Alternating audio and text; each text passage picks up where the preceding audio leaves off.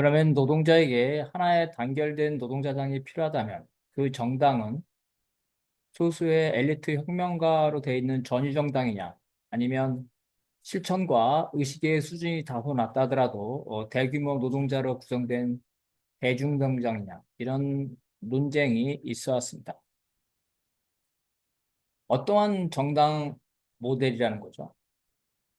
마르크스는 선진 인사들이 먼저 정당을 결성하여 프롤레타리아를 지도하는 것, 아니면 자본주의 모순에 따라서 프롤레타리아가 자동적으로 대자적 존재가 돼 당을 자발적으로 대중정당으로 만드는가, 이러한 논쟁이 되고 있었다는 거죠. 마르크스와 동시대에 살았던 1848년 혁명 당시죠. 무정부주의자들은 정당, 즉 대중정당의 역할을 소극적으로 평가했습니다. 블랑키주의자 바쿠닌의 무정부주의에 따르면 봉기는 어떤 조직된 당의 사업이 아니라 대중 자체로부터 터져나와야 된다. 그래서 대중은 명령을 받음 없이 스스로 자신의 사슬을 부셔버리고 이윽고 자본가와 군주의 낡은 중앙집권적 국가 대신에 소규모의 새로운 협동체를 세워야 된다. 이러한 혁명적 무정부주의에 따라서 혁명이 성공한다 하더라도 어떠한 형태이든, 그죠? 어떠한 형태이든 조직 문제가 나오게 되는 겁니다. 그래서 이런 무정부주의자들의 특징을 보게 되면 혁명은 소수 엘리트들이 하는 겁니다. 즉, 노동자 계급의 대규모 대중적인 정당은 필요 없다는 겁니다. 그리고 이러한 대중들은 일상적으로 혁명을 준비하거나 조직하는 것이 아니라 현장에서, 그죠? 소수자들이 이 봉기하는 현장에서 그 대중들이 그것을 보고 주로 선동이겠죠. 선동에서 현장에서 자발적으로 폭발적으로 나와야 된다는 겁니다. 그래서 이들은 사전에 조직된 정당도 부정할 뿐만 아니라 국가, 중앙집권적 국가도 부정합니다. 다만 소수의 엘리트의 독재죠. 소수 엘리트의 독재는 인정을 하게 됩니다. 그래서 이들은 중앙집권적인 국가 대신에 여러 개의 협동조합의 연합체를 주장합니다. 이것이 혁명적 무정부주의자라는 거죠. 그런데 어떤 혁명이 발생하면 성공하면 반혁명 세력을 진압해야 되겠죠. 그러기 위해서는 부르주아 국가가 있는데 이러한 부르주아 국가의 잔당들을 진압하기 위해서는 강력한 힘, 강력한 중앙 조직이 필요하겠죠. 그래서 바로 이러한 무정부주의자들은 이 혁명에 성공하다 하더라도 혁명 이후에 반혁명을 진압할 수 있는 그러한 실천적인 무기가 없게 됩니다. 다시 말해서 무정부주의는 혁명을 설사 우연한 계기로 성공하더라도 그 후에 이끌어갈 수 없다는 이러한 이론적 모순을 가지고 있습니다. 따라서 무정부주의자도 자신들의 봉기가 여러 차례 실패한 이후에는 결국은 정당의 필요성 그리고 중앙 집권적인 어떤 무력 단체죠. 이거의 필요성. 그래서 그들이 전체적인 국가 시스템은 아니더라도 소수의 중앙 집권적인 엘리트 독재죠. 혁명가의 독재를 인정할 수밖에 없게 된 겁니다. 그래서 마르크스 1848년 공산당 선언 당시에는 아직은 노동자들이 이 산업혁명으로 인해 대규모로 건설되지 않았기 때문에 노동자 계급이 이 대중적으로 있지 않았고 소수의 숙련 노동자만 있었고 이 소수의 숙련 노동자들 일종의 엘리트 노동자고 사상적으로 무장되어 있는 귀족 노동자입니다. 프루동 인쇄공이었고 이러한 사람들이 이 엘리트 혁명을 주장하게 되는 것은 바로 그러한 시대적 한계 때문에 그렇다는 거죠. 근데 1848년에 되면 점차 이미 영국에서는 산업혁명이 활발해지고 프랑스도 산업혁명이 지나게 되면서 노동자들이 이 대규모로 형성되면서 대규모적인 노동자 정치 세력, 노동자 정당의 필요성이 대두되는데 바로 마르크스가 이러한 엘리트주의를 비판하면서 노동자 대중의 정당을 주장하게 된 겁니다. 그래서 마르크스는 당을 어떤 우연한 결사가 아니라 산업혁명에 따라서 노동자 계급이 대중적으로 형성되면서 이러한 노동자들의 대중투쟁과 엘리트적인 막스와 같은 엘리트적인 혁명 투사죠. 사회주의자들의 결합으로 봤다는 겁니다.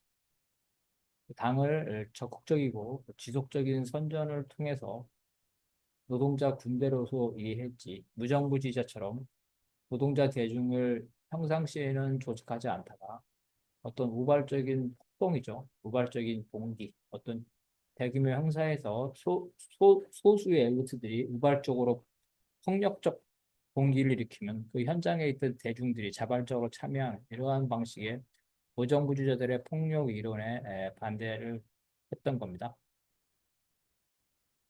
그래서 노동자들은 바로 그 안에 혁명적인 것들, 혁명적인 의식의 싹이죠. 바로 자본가에 대립하려는 이러한 의식들이 있기 때문에 이것을 정치적으로 발전시켜서 정당으로 나아가되고 그 혁명적 상황을 준비해야 된다는 거죠. 무정부주의자들은 우발적 혁명을 주장했지만 마르크스주의자들은 조직된 정당에 의한 준비된 혁명을 주장하게 됩니다. 마르크스는 선진적인 인자죠. 공산주의자 혹은 사회주의자들이 바로 대중적인 노동자 계급과 결합하는 이러한 정당, 정치 투쟁을 인정하고 있습니다. 그래서 마르크스는 이 노동자 계급이 이 정치적으로 급진화되려면 급진적인 사상이죠. 노동자 계급과 급진적인 사상이 결합해야 됩니다. 이 노동자 계급이 스스로 급진적 사상을 학습한다는 것은 쉽지 않은 일이기 때문에 이러한 급진적 사상에 학습되어 있는 막스나 그죠? 막스나 엥겔스 같은 이러한 혁명가들과 노동자들이 결합한다는 거죠. 바로 이것이 이 지도는 노동자들을 혁명적 사상과 결합시킨다는 건데 이 혁명적 사상을 바로 혁명가들이죠. 이러한 선진적인 혁명가들이 그러한 사상을 가지고 있기 때문에 이러한 혁명가적인 그죠? 이러한 선진 분자에 의해서 노동자 대중과 결합한다는 게 지도의 개념입니다. 노동자들은 일상적인 경제 투쟁을 정치 투쟁으로 발전시켜가면서 정당으로 나아가고 노동자 권력을 수립하기 위해서 노력을 해야 된다. 그래서 국제노동자협회 창립 선언은 마르크스가 초안을 잡았는데 노동자 대중이 정치 조직에 의해 망라되고 지식에 의해 여기 혁명적 지식이죠. 혁명적 지식에 의해서 지도될 때만 문제를 해결할 수 있다는 혁명적 지식에 의해서 지도된다는 건 노동자 스스로 혁명적 지식을 학습할 수도 있지만 혁명적 지식을 가지고 있는 공산주의자 혹은 사회주의자와 결합한다는 의미죠. 이러한 의미. 그래서 노동자 출신의 혁명적 사상가가 나올 수도 있지만 사실은 많은 경우에는 중간계급, 마르크스나 레닌이나 그죠? 태동, 그다음에 후바죠. 후바의 카스트로 같은 중간계급, 이런 중간계급과 노동자 계급이 결합하는 형태로 나오는 게 일반적입니다. 그래서 프롤레타리아의 자주적인 정치 조직과 엘리트적인 비밀 전위 조직 그것들이 합쳐서 공개적인 노동자당, 대중적인 정당을 만들어야 된다. 이러한 전제로 마르크스는 파리 꼬밈이 실패한 이유가 민중을 이끌어가는 단결된 하나의 혁명적인 노동자 정당이 없다는 점에서 그 이유를 찾았습니다. 파리 꼬밈을 구성했던 다양한 세력들이, 이 다양한 사회주의 세력들이 하나의 노선과 하나의 조직으로 가지 못하고 분열되어 있었기 때문에 노동자 민주, 파리 민중은 끝까지 지도할 수 없다. 이런 문제의식이 있었다는 겁니다. 당시 이 파리 꼬미에는 마르크스주의에 따르는 인터내셔널, 국제노동자협회도 있었지만 파리에 그 지부가 있었지만 주로는 투동주의자나 블랑키주의자였기 때문에 서로 이들이 대립하면서 큰 단결력을 행사할 수가 없었습니다. 그래서 마르크스가 생각한 정당이라는 것은 소수의 엘리트 정당으로 구성된 그러한 전위 정당이 아니라 바로 이러한 선진 인사와 대중들이 결합한 형태를 말한 겁니다. 그래서 마르크스가 생각한 정당은 엘리트 외에도 다양한 혁명적인 노동자 대중이 결합하는 노동자 대중정당의 형태를 고려한 것.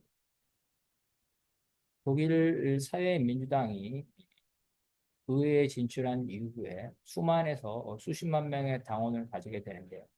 마르크스와 엥겔스는 말년에 이르러서 이런 독일 삼인당이 수만 명이죠. 수만 명의 당세를 가지게 되고 특히 엥겔스의 경우에는 이러한 독일 삼인당이 수십만 표의 득표를 하는 모습을 보면서 이러한 혁명적인 노동자 대중정당이 가능하다고 봤다는 겁니다. 그래서 발전된 프롤레타리아 정당이죠. 이 정당에서는 사회주의 이론이 흡수가 돼서 공산주의자 동맹 수준의 선진 노동자들뿐만 아니라 일반적인 노동 계급에까지 이러한 혁명 사상으로 무장된 대중적인 노동자당이 가능할 것이라고 여겼습니다. 독일에 있어서 이러한 마르크스주의파와 함께 라살파가 따로 있었죠. 그래서 원래 라살파는 마르크스의 제자였는데 마르크스부터 독립하여 별도의 노동자당을 만들었지만 결국은 마르크스파와 라살파는 서로 협력과 경쟁을 통해서 결국은 독일 3인당으로 하나의 정당으로 결성이 돼서 독일 노동자 대중은 하나의 노동자당을 만들게 됩니다. 바로 그 시작이 구타 강령이라는 겁니다. 물론 이러한 통합이 되면서 마르크스가 라살이 가지고 있는 여러 가지 문제점이죠. 라살주의죠. 라살주의 문제점에 대해서 비판을 했지만 통합 자체에 대해서는 반대하지는 않아요. 라살의 여러 가지 문제점은 선거를 통한 혁명이죠. 투표권 확대 운동을 통한 혁명만 중요시하고 파업이라 경제투쟁, 노동조합 이런 것을 경시했다는 겁니다. 그리고 그러한 선거권 확보 투쟁을 정치 투쟁으로 하는 것이 아니라 비스마르크와 같은 지배계급과의 협상을 통해서 달성하려고 했다는 거죠. 그리고 라살은 또한 자기 자신을 어떤 우상화, 독재, 개인 독재로 나가는데 마르크스는 바로 이런 개인 독재가 아니라 계급 독재를 주장을 했다는 겁니다. 그래서 라살의 이러한 엘리트적인 전위정당적인 부분에 마르크스와 엥겔스는 반대했고 독일 사회민주당을 이러한 라살주의적인 엘리트적인 성향을 극복하고 노동자 대중정당으로 발전시킨 게 마르크스와 엥겔스의 공헌이라고 볼 수가 있겠습니다. 그래서 마르크스는 이러한 다양한 라살파와 같이 다양한 사회주의자들과 별도의 정당을 만드는 것이 아니라 특히 하나의 통합정당, 하나의 노동자 대중정당을 만들어야 되고 그것들은 소수의 음모가들이 아니라 대중적인 정당이죠. 그리고 합법정당이죠. 합법정당. 굳이 비합법정당을 할 필요가 없다는 겁니다. 그래서 합법적이고 대중적인 노동자 정당이 바로 서유럽이라든가 러시아에서 지향했던 것. 비록 지배계급이 불법화시켰지만 그건 일부러 불법이 된 것이 아니라 지배계급에 의해서 불법화된 거고 실제적으로는 합법적인 공간에서 활동하려고 했다는 겁니다. 합법적 공간에서 한다는 것은 오로지 합법 투쟁만 하는 것이 아니라 합법 투쟁과 반합법 투쟁을 같이 해야 되기 때문에 합법적 공간도 필요하다는 겁니다. 레닌도 역시 마찬가지죠. 레닌의 전위정당론이나 짜르 체제에서 압제를 받으면서도 불법화됐지만 그 불법 정당 자체를 모델로 한 것이 아니고 끊임없이 제도 정치나 의회 정치 부분까지 포함한 제도와 제도 밖의 투쟁을 결합하는 이러한 형식으로 가져가면서 광범위한 노동자 대중의 정당을 만들려고 했다는 겁니다. 다만 러시아의 짜르 체제에는 전제주의이기 때문에 이러한 전제의 탄압이 악랄할 경우에는 보안이죠. 보안을 극복하고 조직을 옹호하려면 직업적인 혁명가로 된 전위 조직이 비상 시기에는 필요했다는 거죠. 그래서 이러한 전위 정당이 비상 시기에는 필요하지만 혁명적 상황에서 지배계급이 힘이 약해질 때는 전위 정당이 아니라 대중정당으로 나가서 노동자 대중을 확보해야 된다. 그래서 레닌이 생각한 노동자 정당도 기본적으로 대중정당이었고 다만 정세에 따라서 러시아의 특수성이죠. 지배계급의 탄압의 필요성에 의해 가지고 직업적인 혁명가로 이루어진 전위 정당이 필요할 수도 있다. 즉 러시아의 특수 상황 때문에 러시아에서는 대중정당과 전위정당이 정세에 따라서 강조점이 달라졌을 뿐 레닌이 소수의 엘리트만의 전위정당을 하나의 이론적 모델로 제시한 것은 아니라는 겁니다. 정세에 따라서 가야 된다는 거죠. 그래서 적의 탄압이 있을 때는 철통 같은 규율과 혁명 이론으로 주장된 직업혁명가 전위정당이죠. 이것이 짜리의 비밀 경찰들과 맞서고 훈련되지 않은 민중들과 결합하면서 조직을 방어하는 거였지만 그렇지 않은 경우 쪽자르 체제가 약화됐을 때는 의식적인 혁명적인 노동자 대중을 광범위하게 당원으로 흡수해야 된다 이렇게 주장을 하게 됩니다. 다시 말해서 합법과 비합법을 적절하게 혼합한다는 것. 짜르 체제에서 조직의 규모와 보안의 문제, 그죠? 엄격한 규율이죠. 이러한 것들은 전술적으로 탄력적으로 필요하다는 겁니다. 그래서 러시아 시기의 특수성 때문에 직업적인 혁명가 개념, 전위의 개념이 보완되었다는 겁니다.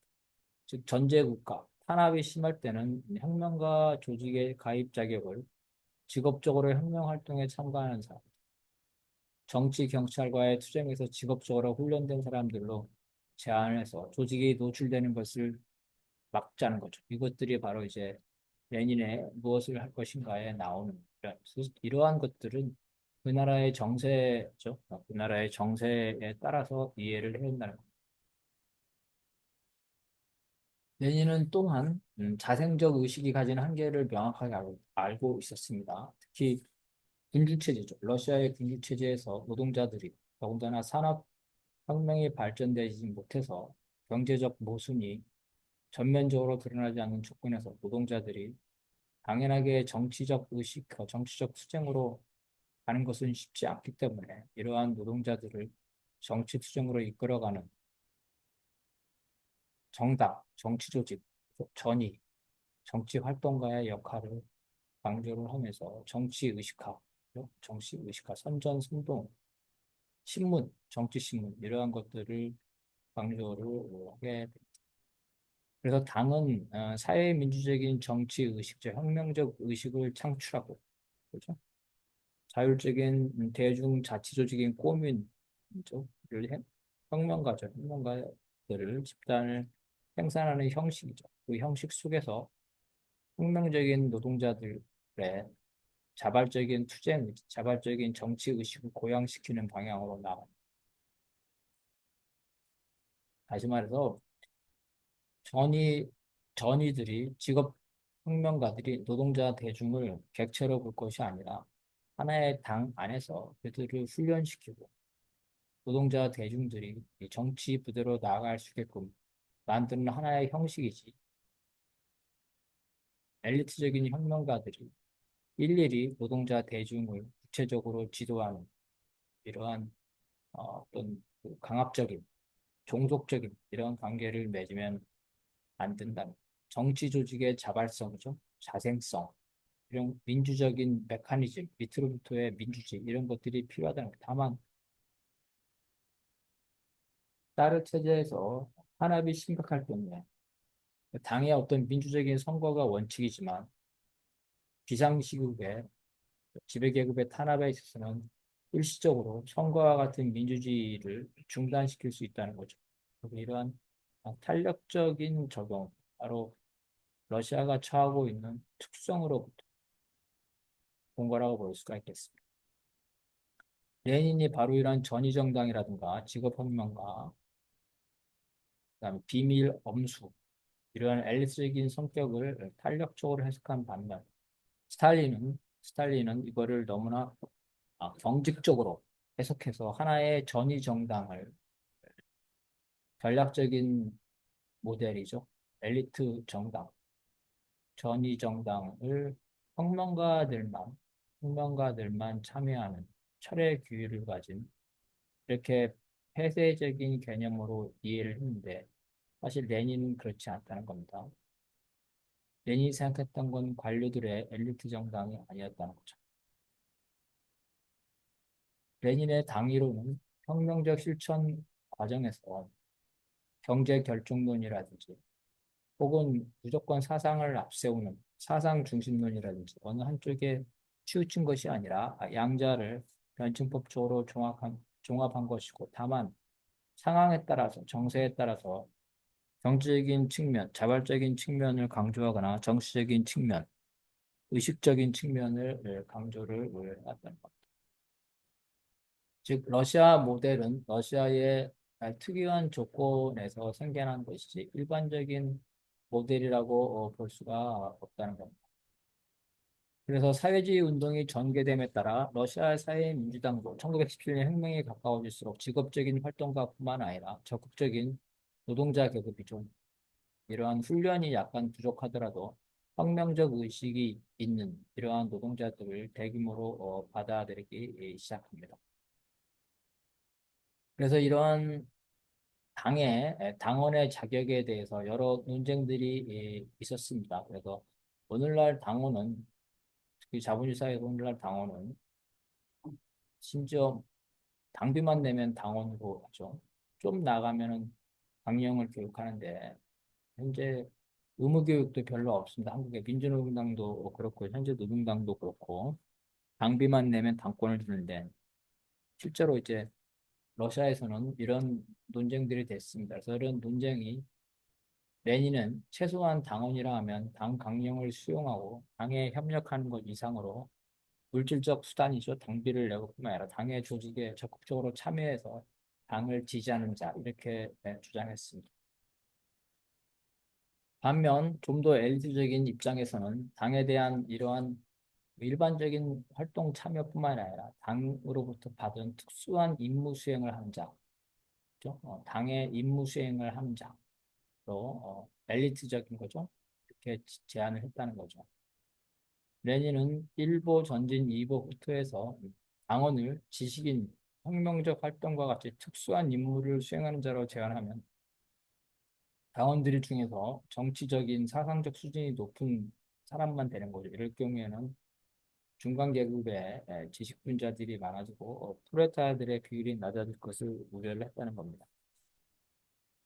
1905년 1차 러시아 혁명이죠. 부르주아 혁명 시기에 각급 위원회 노동자 당원들이죠. 노동자 당원이 늘어났다는 거죠. 이 혁명적 시기에서는. 그래서 레닌은 이 시기에서는 노동자 당원을 적극적으로 약간의 사상적 수준이 낮고 엘리트적인 훈련이 안 돼 있더라도 혁명적 시기에서는 노동자 당원을 적극적으로 끌어들여야 된다 이렇게 주장을 하게 됩니다. 따라서 레닌의 전위 정당이냐 아니면 대중 정당이냐의 부분은 러시아의 정세에 따라서 탄력적으로 운영되고 있었다는 겁니다. 그래서 1905년 실패한 이후에 다시 이 짜르의 폭정이 회복이 되자 레닌은 다시 이 엘리트 정당, 전위 정당론으로 하면서 당의 조직과 이념의 사수에 전념했고 1917년 즈음에서는 러시아의 사회민주당이 전위 정당에서 대중 정당으로 분호를 개방했다는 겁니다. 1917년 8월에 20만 명의 당원을 포함하고 있었죠. 전위 정당이라고는 어렵다는 겁니다. 그래서 이러한 러시아의 모델은 서유럽과 같이 부르주아 민주주의가 일반적으로 보장된 곳에서는 일반화시킬 수 없다는 거예요. 다시 말해서 러시아에서는 상대적으로 전위 정당이 강조가 될 수 있겠지만 정세에 따라서 유럽에서는 이러한 전위 정당이라는 것은 산업혁명이 발전되고 노동자 계급이 대규모로 있는 조건에서 전위 정당론은 맞지 않다는 겁니다. 로자는 러시아는 절대군주 지배했기 때문에 프롤레타리아가 이러한 부르주아 민주주의를 누리지 못하고 이러한 노동자 교육과 노동자 조직의 장점이죠. 이런 것들을 갖지 못했기 때문에 러시아 모델을 유럽에 그대로 가져올 수 없다. 그렇죠? 그리고 러시아에서는 전위 정당이 일정 부분 불가피하더라도 유럽에서는 그렇지 않다는 겁니다. 그래서 로자는 전위 정당 혹은 관료가 지배하는 정당 이러한 정당들이 노동자 계급의 자율성을 침해할 수 있다 이렇게 보게 됩니다. 그래서 노자는 운동의 거대한 전진은 이러한 지도자들이라든가 관료죠. 중앙 조직보다는 이러한 밑으로부터의 투쟁 이것이 더 중요하다. 노자는 그렇게 주장을 했다는 겁니다. 레닌의 전위 정당론을 유럽에서는 맞지 않는 집중제죠. 과도 집중제, 벨트주의라는 거예요. 마르크스와 레닌의 경험이라든가 그 이후에 서유럽의 경험을 볼 때 합법 정당이냐 대중 정당이냐의 문제죠.